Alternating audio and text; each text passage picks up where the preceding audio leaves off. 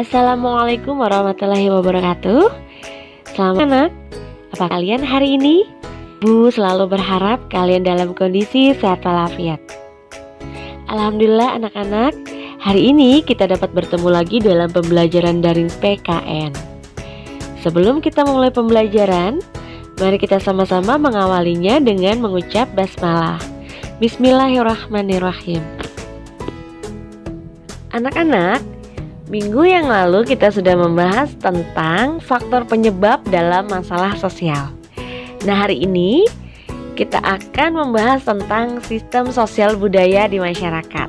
Nah, untuk lebih mendalami kondisi budaya pada masyarakat Indonesia, kita dapat mengidentifikasinya dengan membandingkan pendapat C. Klughorn dalam bukunya yang berjudul Universal Categories of Cultures, yang mengemukakan adanya unsur-unsur kebudayaan secara universal yang dapat ditemukan di seluruh dunia, baik pada kelompok masyarakat tradisional sampai dengan masyarakat modern, atau pada masyarakat yang hidup pada zaman pra-aksara sampai dengan sekarang.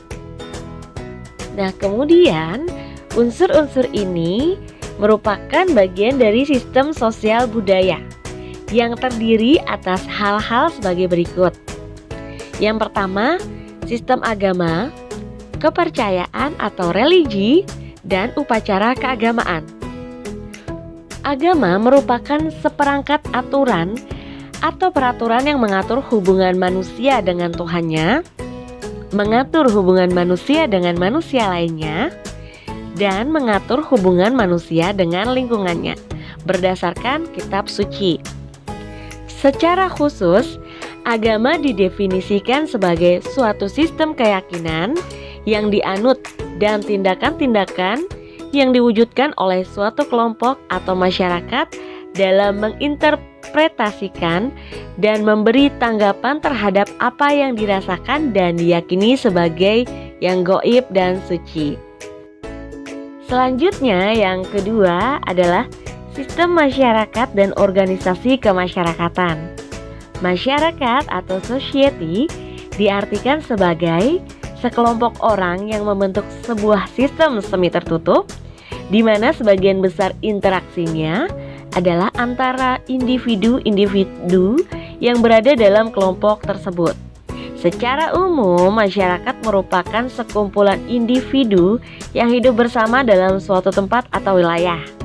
Nah, menurut Undang-Undang Nomor 17 Tahun 2013 tentang organisasi kemasyarakatan, yang dimaksud dengan organisasi kemasyarakatan adalah organisasi yang didirikan dan dibentuk oleh masyarakat secara sukarela berdasarkan kesamaan, aspirasi, kehendak, kebutuhan, kepentingan, kegiatan, dan tujuan untuk berpartisipasi dalam pembangunan demi tercapainya tujuan negara kesatuan Republik Indonesia yang berdasarkan Pancasila. Selanjutnya, sistem yang ketiga adalah sistem pengetahuan. Nah, sistem pengetahuan yang dimiliki masyarakat merupakan kunci berkembangnya suatu peradaban. Semakin mudah manusia menguasai alam dan semakin canggih manusia memanfaatkan alam, sehingga semakin tinggi peradaban manusia. Sistem pengetahuan umumnya diperoleh melalui beberapa cara, yaitu formal, informal, dan non-formal. Secara formal, yaitu pengetahuan manusia diperoleh melalui lembaga-lembaga formal, legal, terstruktur, dan terorganisir melalui institusi. Contohnya anak-anak, sekolah, akademi, dan universitas. Secara informal, pengetahuan yang diperoleh melalui lingkup semi-formal, misalnya lembaga-lembaga kursus. Dan yang non-formal, pengetahuan diperoleh secara otodidak melalui proses pengalaman diri sendiri tanpa menggantungkan pada orang lain. Kemudian selanjutnya yang keempat adalah bahasa. Bahasa merupakan alat penyampaian, baik lisan, tulisan, maupun lambang-lambang tertentu. Bahasa merupakan suatu sistem bunyi, dan jika digabungkan melalui aturan tertentu dapat menimbulkan arti yang dapat ditangkap oleh semua orang berbicara dalam bahasa itu. Bahasa sebagai wadah dari perilaku dan aktivitas masyarakat, di samping fungsinya sebagai alat kasih, yakni bidang sosial, ekonomi, kedokteran, perdagangan, teknologi, sains, komunikasi, transportasi, dan sebagainya. Yang kelima, anak-anak, ada sistem mata pencaharian.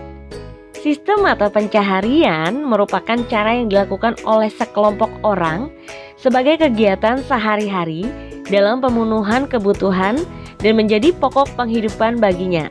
Sistem mata pencaharian disebut juga sistem ekonomi yang terbagi atas beberapa bentuk, yaitu berburu dan meramu, menangkap ikan, bercocok tanam di ladang, bercocok tanam menetap, peternakan, perdagangan, dan bidang jasa. Kemudian yang keenam, ada sistem teknologi. Peralatan dan perlengkapan hidup merupakan sarana penunjang hidup manusia agar hidup lebih mudah. Sistem peralatan hidup manusia merupakan unsur kebudayaan yang paling cepat berubah. Hal ini sering disebut dengan teknologi yang perkembangannya mempengaruhi sistem sosial budaya lainnya. Kemajuan teknologi dapat mempengaruhi unsur religi, kesenian, bahasa, dan sebagainya.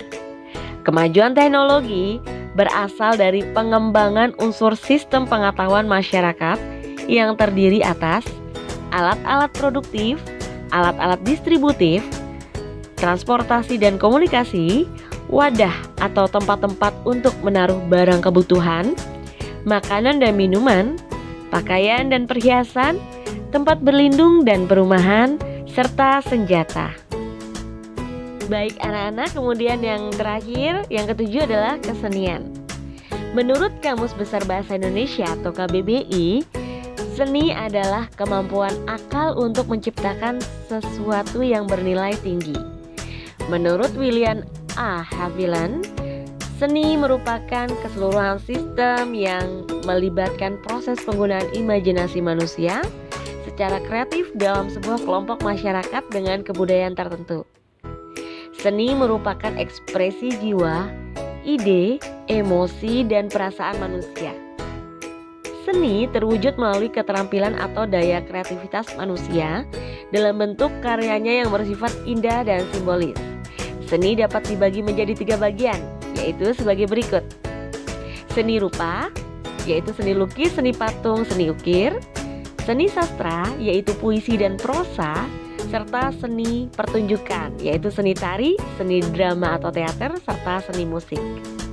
Nah, menurut Haviland, fungsi seni secara umum adalah yang pertama sebagai hiburan bagi masyarakat, yang kedua untuk menentukan norma perilaku yang teratur, yang ketiga menambah solidaritas masyarakat, dan yang terakhir sebagai simbol komunikasi budaya dengan masyarakat lainnya. Baik anak-anak, itu dia tadi materi yang dapat Ibu sampaikan pada hari ini.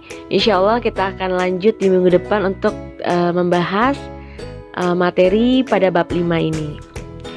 Baik anak-anak, untuk mengakhiri pembelajaran kita pada hari ini, mari kita sama-sama mengakhirinya dengan mengucap hamdalah.